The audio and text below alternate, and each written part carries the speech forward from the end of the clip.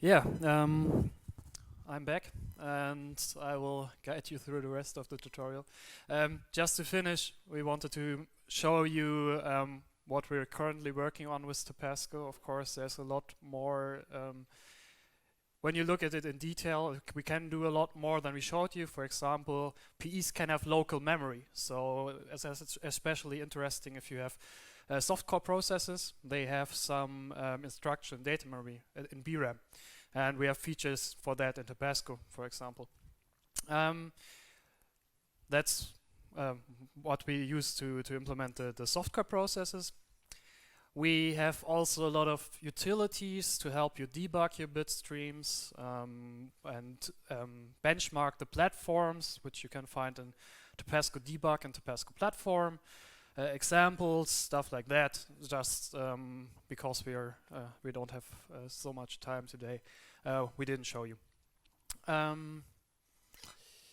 There's also more commands, of course, like the DSE we didn't show you, but there's also some graphical tool to go through the flow, and that's maybe interesting if you get started. You find the command under TaPaSCo.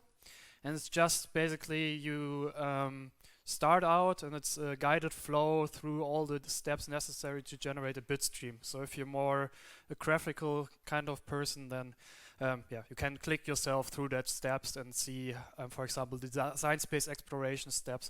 It will show you in a nice way, visualize what it does, what kind of configuration it tries.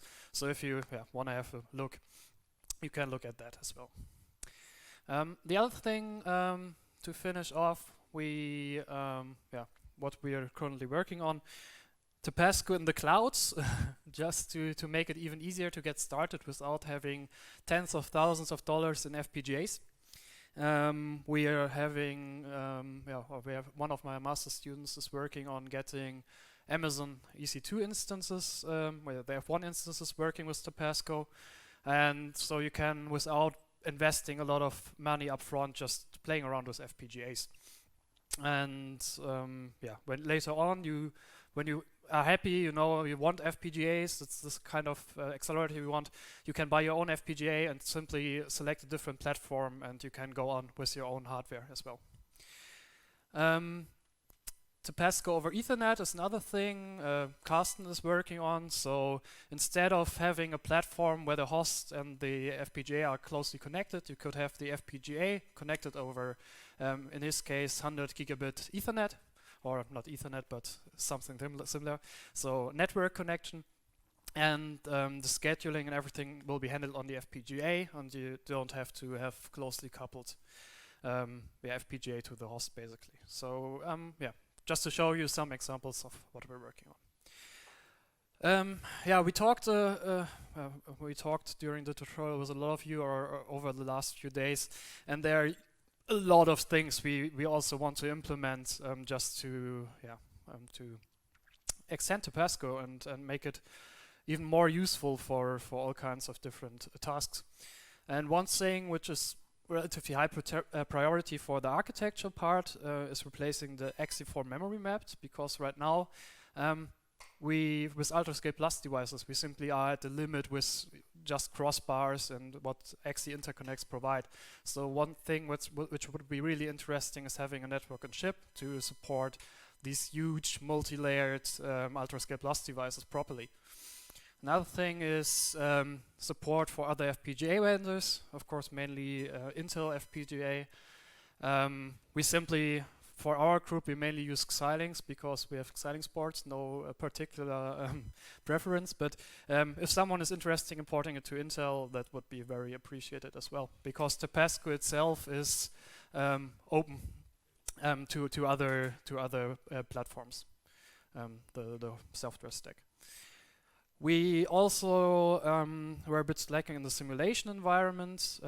There is basic functionality, but right now not the full feature set of TaPaSCo support in there. So that's one other topic which we want to address.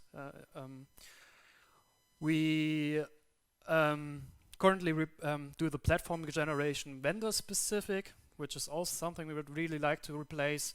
So instead of using, in our case, TCL to generate a platform, it would be really nice to have, for example, dedicated domain-specific language, which describes a platform and then generates whatever Altera or what Xilinx wants to do the bitstream generation in the end, so have a bit more abstraction. Partial ref configuration is currently something we don't support because we think you waste a lot of resources usually.